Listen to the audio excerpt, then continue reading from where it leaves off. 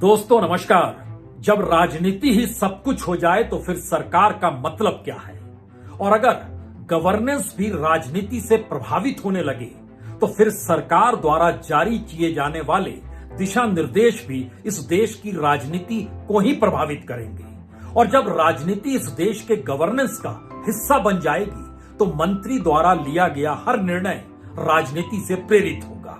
सरकार द्वारा बनाए जा रहे हर नियम कायदे उसकी अपनी सत्ता को लाभ पहुंचाने के लिए ही होंगे और उस दायरे में सत्ताधारी पार्टी भी आ जाएगी और विपक्ष भी उस दायरे में आकर खड़ा हो जाएगा। यानी ये देश सिर्फ राजनीति से चल रहा है क्या? क्योंकि ध्यान दीजिए, भारत जोड़ो यात्रा को रोकने के लिए कल ही बकायदा मंत्री ने जो पत्र भेजा उसमें जिक्र किया गया था राष्ट्रहित का। राष्ट्रहित के तहत आप अपनी पदयात्रा रोक दीजिए क्योंकि कोविड फैल रहा है। और आज एक मंत्री ने खुले तौर पर पार्लियामेंट के भीतर खड़े होकर कहा, आप जिंदगी भर पदयात्रा करते रहिए लेकिन कोरोना नियम का पालन कीजिए। कोरोना नियम को लेकर कोई एडवाइजरी अभी तक जारी की नहीं गई है। तो उस आगोश में जब राजनीति प्रभावित करती है तो सत्ताधारी दल भी आकर खड़ा हो जाता है। हड़बड़ाहट में बीजेपी ने कह दिया, हम अपनी जनाक्रोश रैली रोक रहे हैं क्योंकि कोरोना फैल रहा है। चंद घंटे नहीं बीते कि मैसेज खुलकर आ गया, हम रोक नहीं रहे हैं क्योंकि सरकार ने अभी कोई एडवाइजरी जारी नहीं की है। तो जब एडवाइजरी जारी होगी तब हम रोक देंगे। तो एडवाइजरी अगर जारी होगी तो जाहिर है पूरे देश पर असर पड़ेगा और लोगों पर असर पड़ेगा। और जिस भारत जोड़ो यात्रा को लेकर राहुल गांधी निकले हैं उसमें कांग्रेस पार्टी कहां मायने रखती है? उसमें तो इस देश के लोग मायने रखते हैं। लोग जुड़ रहे हैं शहर दर शहर, गांव दर गांव, जिले दर जिले। और ये प्रक्रिया बीते 8 राज्यों में दिखाई दी और अब 9वां राज्य है। उन सब के बावजूद भी क्या इस देश में लोगों को लेकर कोई निर्णय नहीं लिया जाता है? बकायदा राजनीतिक निर्णय राजनीतिक पॉलिटिकल पार्टी को प्रभावित करने के लिए लिया जाता है। शायद इसीलिए पदयात्रा निशाने पर देश के हेल्थ मिनिस्टर के दायरे में आकर खड़ी हो गई। और बीजेपी ने सोचा क्यों नहीं यहाँ 19 और 20 करते हुए एक कदम आगे बढ़ाया जाए। तो उसने कहा, देखिए हम ही ने शिकायत की थी और हम ही अपनी अब जन आक्रोश यात्रा रोक रहे हैं। लेकिन उसे तुरंत समझ में आ गया कि दरअसल काम चलेगा नहीं, क्योंकि मौजूदा वक्त में कोविड पर बहस अगर इस देश के भीतर शुरू हो गई जो आज पार्लियामेंट में दिखाई दी और वह भी राजनीतिक तौर पर प्रेरित हो और इस देश की सत्ताधारी पार्टी और देश के प्रधानमंत्री मास्क लगाकर पार्लियामेंट में पहुंचे। गृह मंत्री ने भी मास्क लगाया, तमाम बीजेपी के नेताओं ने भी मास्क लगाया, दोनों सदनों के सभापति ने भी मास्क लगाया। लेकिन इससे हटकर कोई दूसरी पॉलिटिकल पार्टी के नेताओं ने मास्क नहीं लगाया। आप कहेंगे दरअसल विपक्ष जो है उलझा हुआ है, उसे समझ नहीं आता है, वो राजनीति कर रही है। तो अगला सवाल कोई भी पूछेगा, पार्लियामेंट के भीतर जब आप मास्क लगाते हैं तो फिर शादी समारोह में जब आप रात में जाते हैं तो मास्क क्यों उतार देते हैं? और जिस तरीके से पार्लियामेंट के बाहर तमाम मंत्री निकले तो मास्क किसी के चेहरे पर नहीं था। उसके बाद वो बाखूबी यूं ही घूमने लगे। कहा गया कि ठीक है, नियम कायदों का पालन कीजिए, लेकिन कोई एडवाइजरी अभी जारी नहीं की गई है। प्रधानमंत्री ने भी हाई लेवल की बैठक बुला ली, ये सोचते हुए कि इसके बाद राज्यों की तरफ से गुजारिश की जाएगी कि सक्रिय हो जाइए, क्योंकि इससे पहले हम जो भुगत चुके हैं वो बहुत मुश्किल में इस देश को डाल देता है। जो भुगत चुके हैं, जैसे ही ये बात सामने आती है तो वो पूरा कच्चा चिट्ठा सरकार के कोविड काल में फेल होने का उभर आता है। तो क्या मोदी सत्ता अपनी ही जाल में फंस गई? या वो जो सोच रही थी कि दरअसल पदयात्रा को लेकर जो सवाल वो उठा रही है उसके साथ लोगों की भावनाएं बिल्कुल जुड़ जाएगी, क्योंकि कोविड की दर्दनाक और त्रासदीदायक स्थितियों को इस देश ने देखा है। लेकिन देश के भीतर बहुत सारे सवाल कोविड काल को लेकर सरकार की गवर्नेंस के मद्देनजर है। यानी बीजेपी ने सोचा, सरकार ने सोचा, जैसे ही हम कोविड के मुश्किल हालातों का जिक्र करेंगे लोग पदयात्रा से दूर हो जाएंगे और कहने लगेंगे कि हाँ, नियम कायदों का पालन तो करना चाहिए। लेकिन फिर वही सवाल, एडवाइजरी कोई जारी हुई नहीं, सरकार की तरफ से कोई वक्तव्य जारी किया नहीं गया। प्रधानमंत्री ने राष्ट्र के नाम कोई संदेश दिया नहीं और प्रधानमंत्री भी सार्वजनिक जगहों पर जब नजर आए तो मास्क तक उनके चेहरे पर नहीं था। यह तो एक सवाल है। दूसरा सवाल यह है कि कोविड काल की यादें इस देश के आम लोगों से जुड़ी है और एक दो नहीं, दर्जनों ऐसी परिस्थिति है जो परेशान कर रही है तमाम लोगों को। क्योंकि अगर उस पीरियड में आप चले जाइएगा तो 10 नजरिए से आप देखना शुरू कीजिए। भारत की अर्थव्यवस्था डामाडोल हो गई, इकोनॉमी पटरी से उतर आई और बरस भर के भीतर जो ग्रोथ रेट थी वो -24% तक चली गई। इकोनॉमी का डावाडोल होना, इस देश के 12 करोड़ प्रवासी मजदूरों के सामने रोजी रोटी का संकट पैदा हो गया। कोविड को फिर आप याद करेंगे, फिर उभारेंगे, हर के दर्द उभरने लगेंगे। एमएसएमई तबाह हो गया। हालांकि आपने मदद देने की कोशिश की, लेकिन उस मदद के लिए कोई मायने नहीं रखती थी वो रकम, जो रकम 3 लाख करोड़ से आगे बढ़ नहीं पाई। कागजों में आपने 20 लाख करोड़ जरूर दिखा दिया।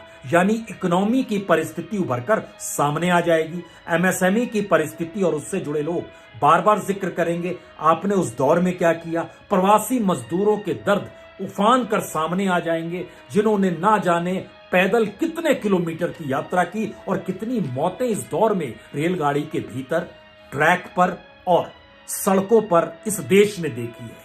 उसके बाद उन परिस्थितियों के भीतर आइए, पूरा इंफ्रास्ट्रक्चर इस देश का क्या है, हॉस्पिटल का और हॉस्पिटल के भीतर भी ऑक्सीजन का, इसे भी इस देश ने बाखूबी देखा है।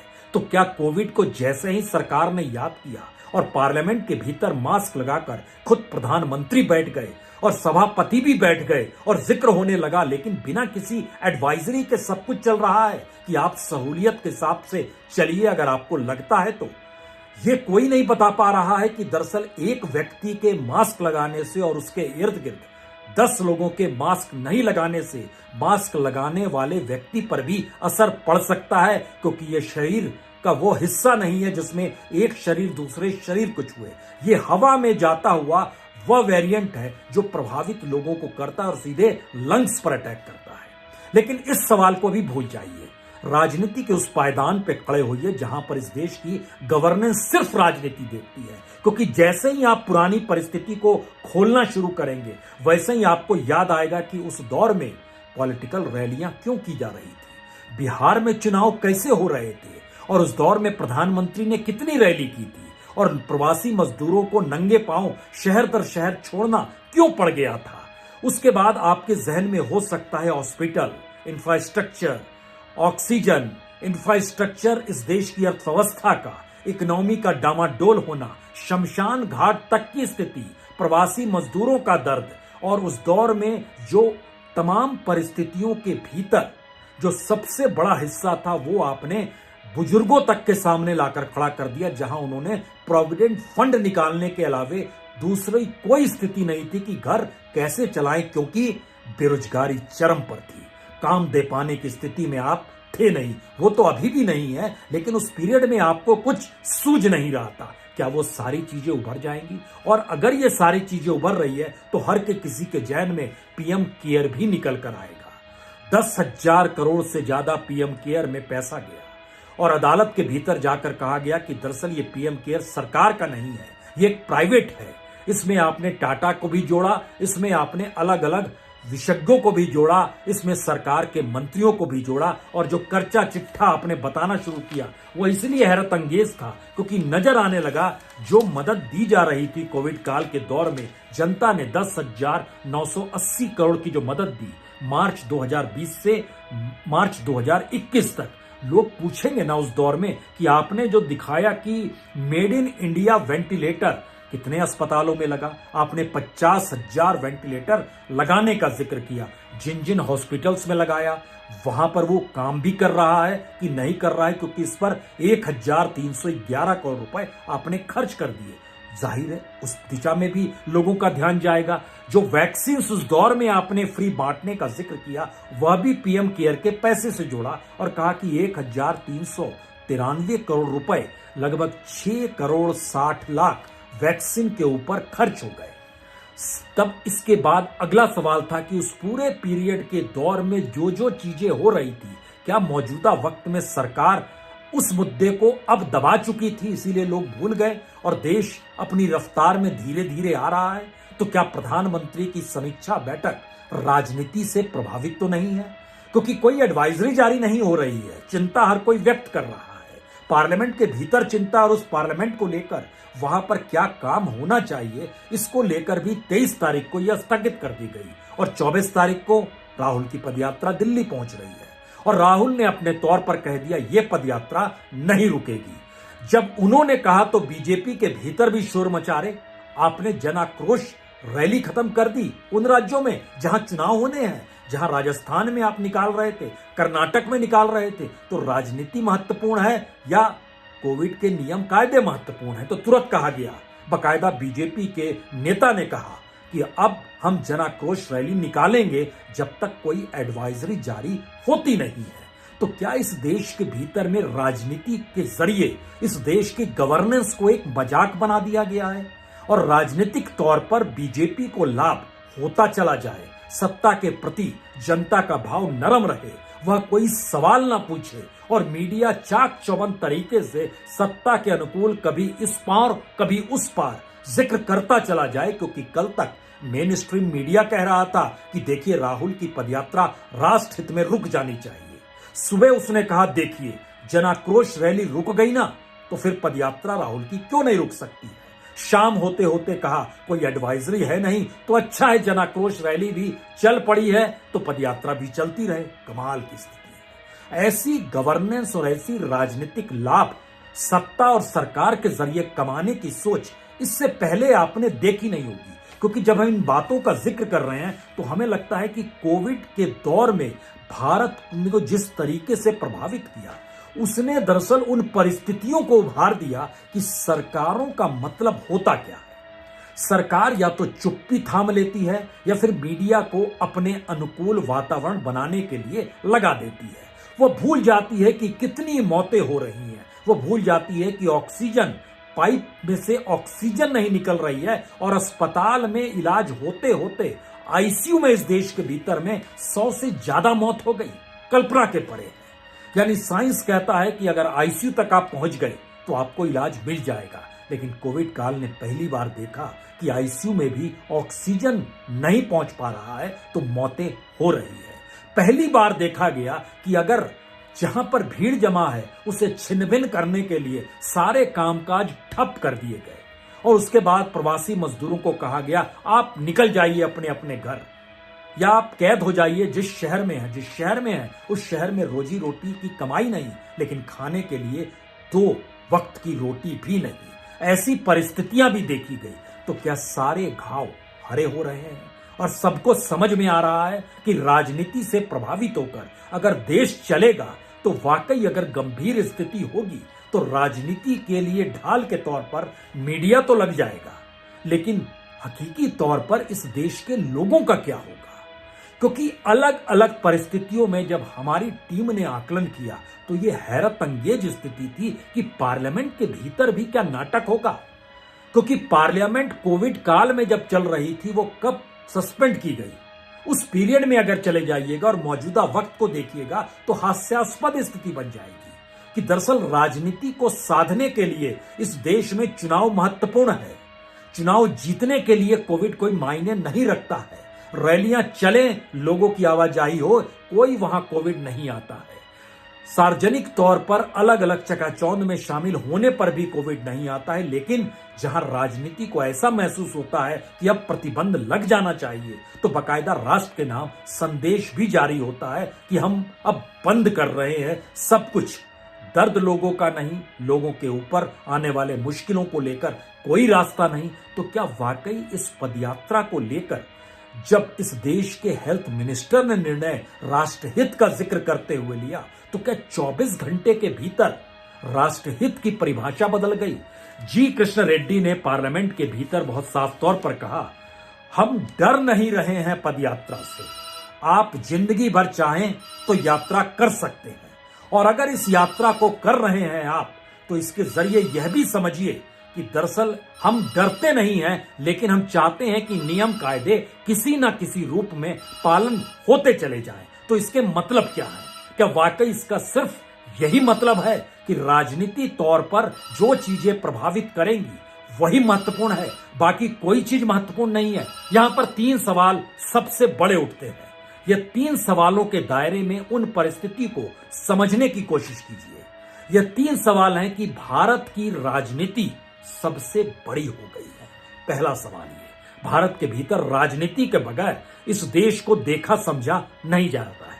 दूसरा सवाल, राजनीतिक आईने में ही इस देश की गवर्नेंस चलती है, यानी गवर्नेंस को चलाने के लिए नौकरशाही राजनीति को देखती है और उसी के हिसाब से चीजों को अमल में लाती है। तीसरा सवाल, गवर्नेंस और अगर नौकरशाही राजनीति को हित साध रही है तो जो मुश्किल वक्त आता है उस मुश्किल वक्त के दायरे में भारत के भीतर कोई भी नियम, कोई भी कायदा, कोई भी कानून उस राजनीति को ही पालता है और उसको आगे बढ़ाने की कोशिश करता है, जिसके जरिए सिर्फ एक ही सवाल हो कि राजनीति को लाभ क्या हुआ, और उसके बाद उस नौकरशाह की पीठ ठोकी जाए कि तुमने लाभ पहुंचा दिया, उस मंत्री को आगे बढ़ाया जाए। तो ध्यान दीजिए, जब यह परिभाषा राजनीतिक तौर पर और गवर्नेंस के तौर पर अंदर चली जाती है तो कोई मंत्री प्रधानमंत्री से कोई सलाह मशविरा नहीं करता, बल्कि यह उस सिस्टम का हिस्सा बन जाता है। और शायद इसीलिए चीन में जो कुछ हो रहा है, जो दृश्य वहां से आ रहे हैं, उस फैक्ट्स एंड फिगर को लेकर WHO को भी कहने पड़ा कि दरअसल चाइना पूरी जानकारी दे नहीं रहा है और हम उससे लगातार मांग कर रहे हैं कि आप जानकारी तो दीजिए हमें। यानी चीन के भीतर क्या स्थिति है इसकी WHO को भी जानकारी नहीं है। भारत के भीतर की राजनीति को हर बात की जानकारी है। WHO जानकारी मांग रहा है, लेकिन भारत की राजनीति और भारत की गवर्नेंस कह रही है हमारे पास पूरे फैक्ट एंड फिगर है। जो स्थिति है उसमें बड़ी नाजुक स्थिति, और किसी वक्त भी वो भारत के भीतर जो वेरिएंट अलग अलग कहा जा रहा है, तो जिस वेरिएंट का जिक्र किया गया उसका पहला केस इस देश में जुलाई में मिला था, उसके बाद अगस्त में मिला, उसके बाद सितंबर में मिला, उसके बाद नवंबर में मिला। 4 केसेस मिले हैं। अब आप कल्पना कीजिए, ना जुलाई में सरकार ने कुछ कहा, ना अगस्त में कहा, ना सितंबर में कहा, ना नवंबर में कहा। सरकार सक्रिय हुई दिसंबर में। दिसंबर में भी तब जब पदयात्रा दिल्ली के चौखट पर आकर खड़ी हो गई। और ध्यान दीजिए, याद कीजिए दौसा की वो भीड़, जो बड़ी तादाद में राजस्थान में लोग निकल कर आ गए। उस भीड़ को देखकर राजस्थान के सांसदों को लगा अब तो कुर्सी गई, और वहां पर बीजेपी को लगने लगा कि अगर इस तरीके से लोग हरकत में आ चले हैं तो जब यहां अगले बरस चुनाव होंगे तो स्थिति नाजुक हो जाएगी। और यही स्थिति कर्नाटक के भीतर महसूस की गई, क्योंकि कर्नाटक में भी यात्रा से निकलते वक्त हजारों की तादाद में लोग यहां पर राहुल की पदयात्रा के साथ चल रहे थे। राजनीतिक तौर पर बीजेपी के लिए यह हड़कंप की स्थिति थी। राजनीतिक तौर पर निर्णय दिल्ली आते आते लिया गया, क्योंकि एक सच तो आप जान लीजिए, प्रधानमंत्री ने जिन सुविधाओं को अपने इर्द गिर्द रख लिया है, वह सुविधाओं का मतलब हो सकता है उनके साथ प्रोटोकॉल के तहत चलने वाली दुनिया की सबसे महंगी गाड़ियों का काफिला हो, एयर इंडिया का A1 हो, जिसमें लगभग 8,500 करोड़ रुपए खर्च किए गए कि मिसाइल भी उस पर असर न डाल पाए, 3 लेयर की सिक्योरिटी का दायरा हो, जिसमें जाहिर तौर पर SPG की सिक्योरिटी सिर्फ प्रधानमंत्री के लिए हो, जिस पर लगभग 450 करोड़ रुपया खर्च होता है। अगर इस दायरे और सुविधाओं की परिस्थिति का आप कच्चा चिट्ठा खोलना शुरू करेंगे तो कोई नहीं चाहता है कि ऐसी सुविधाएं उसके साथ ना जुड़े या वो खत्म हो जाए। कमाल की सुविधाओं की पूरी फहरिस्त है। तो लोकसभा के इलेक्शन को लेकर प्रधानमंत्री की सक्रियता बरकरार रहनी चाहिए, बरकरार है। इसीलिए पदयात्रा दिल्ली की दिशा में आएगी, और राजनीतिक तौर पर अगर उसने विचारधारा के सवाल को लेकर, इस देश के भीतर के मुद्दों को लेकर सवालों को जन्म लोगों के भीतर दे दिया, तो उसके समानांतर एक ही मुद्दा काम करेगा, वह है लोगों में एक डर पैदा करना कि दरअसल कोविड से आपको डरना होगा भावनात्मक तौर पर। लेकिन अगर आप इसको साइंटिफिक और साइंस के नजरिए से देखें तो पदयात्रा रोकने की जरूरत नहीं है। आप इस देश के लिए एडवाइजरी जारी कर दीजिए, लेकिन जैसे ही आप देश के लिए एडवाइजरी जारी करेंगे, आप जानते हैं इस देश में कामकाज ठप पड़ जाएगा। एक झटके में फिर से सब चीज ऑनलाइन शुरू हो जाएगी, और जो -24% तक जीडीपी नीचे गई और कोर सेक्टर नीचे गया, जो आज भी उभर नहीं पाया है, पूरा टूरिज्म खत्म हो गया, पूरी हॉस्पिटलिटी खत्म हो गई, पूरा कंस्ट्रक्शन खत्म हो गया, पूरा मैन्युफैक्चरिंग सेक्टर धराशायी हो गया और भारत की अर्थव्यवस्था के भीतर लोगों के सामने ये सवाल आ गया कि हमने जिस सरकार को चुना है, क्या वो इन चीजों को संभाल नहीं पाएगी। अब कोविड को लेकर जब दोबारा चर्चा शुरू हुई तो यह सवाल लोगों के भीतर है कि आप संभाल नहीं पाते हैं और आप क्या मुश्किल में लाकर हमें अपने ऊपर आश्रित ये कहकर देते हैं कि हम डायरेक्ट बैंक ट्रांसफर करेंगे। कुछ रकम कितनों की जिंदगी चलेगी और कितनों की किस रूप में चल रही है। 5 किलो अनाज जाहिर है वह जनवरी, फरवरी, मार्च 3 महीने और बढ़ाने का इंटरनली निर्णय लिया जा चुका है, जो अब 1-2 दिन में उसका भी ऐलान हो जाएगा। खर्चा सिर्फ 40,000 करोड़ रुपए का आएगा, जो बड़ी छोटी सी रकम है, लेकिन इसके जरिए राजनीति एक बड़ी साधी गई कि हम देखिए मुफ्त में अनाज दे रहे हैं और देश मुश्किल में है। अब जब देश मुश्किल में है और देश के लिए नियम कायदे काम कर रहे हैं तो फिर राष्ट्र का नाम संदेश क्यों नहीं, फिर एडवाइजरी जारी क्यों नहीं, फिर हॉस्पिटल्स में सक्रियता क्यों नहीं बढ़ रही है, फिर ऑक्सीजन को लेकर क्या प्लानिंग है, सरकार सामने क्यों नहीं आ रही है, पीएम केयर्स ने क्या क्या किया है ये बता क्यों नहीं रहे हैं। एमएसएमई जो धराशायी हुआ उसको आपने मदद की तो किस रूप में खड़ा हुआ और फिर उसको कौन सी मदद करने जा रहे हैं। जो बड़ी बड़ी इंडस्ट्री थी इस देश के भीतर में, उन्होंने अपना काम रोक दिया, तो आप क्या करने जा रहे हैं। कोई सवाल, कोई जवाब इस दौर में उभर कर आ नहीं रहा है। तो इसके मतलब क्या है? इसके मतलब सिर्फ 3 है। पहला मतलब, राजनीतिक तौर पर गवर्नेंस चलेगी और राजनीतिक लाभ हमें होना चाहिए। दूसरा मैसेज, राजनीति सर्वोपरि है, उसके जरिए नियम कायदे कानून बनते हैं जो राजनीति के जरिए सत्ता का हित साधे। तीसरा सवाल, राजनीतिक शह और मात ही इस देश की सरकारी सिस्टम का हिस्सा है जिसमें हर किसी को काम करना है। जो नहीं करेगा वह सत्ता के अनुकूल नहीं है और कहा जाएगा कि रूल ऑफ लॉ को वह नहीं मानता है। और चौथी स्थिति वही पॉलिटिक्स, पॉलिटिक्स, पॉलिटिक्स, पॉलिटिक्स, सत्ता, सत्ता, सत्ता, लाभ दर लाभ दर लाभ, लोगों की जिंदगी, लोगों की मुश्किल, लोगों की त्रासदी, लोगों की परेशानी, इस देश की इकोनॉमी में डूबता हुआ पूरा इंडस्ट्रियल हिस्सा, इस दौर में मजदूरों की परिस्थिति, किसानों की हालात क्या मायने रखती है? कोई मायने नहीं रखती, क्योंकि राजनीति इस बात की इजाजत ही नहीं देती है कि आप ठीक कीजिए कुछ भी। आप सचेत करते रहिए, राजनीति साधते चले जाइए, यही मंत्र है। और इस मंत्र ने ही पहली बार सत्ता और सरकार को उसके अपने कटघरे में और अपने जाल में फंसा दिया है। बच सकते हैं तो बच जाइए और आने वाले वक्त में कुछ नए निर्णयों का इंतजार कीजिए। बहुत बहुत शुक्रिया, बहुत बहुत शुक्रिया।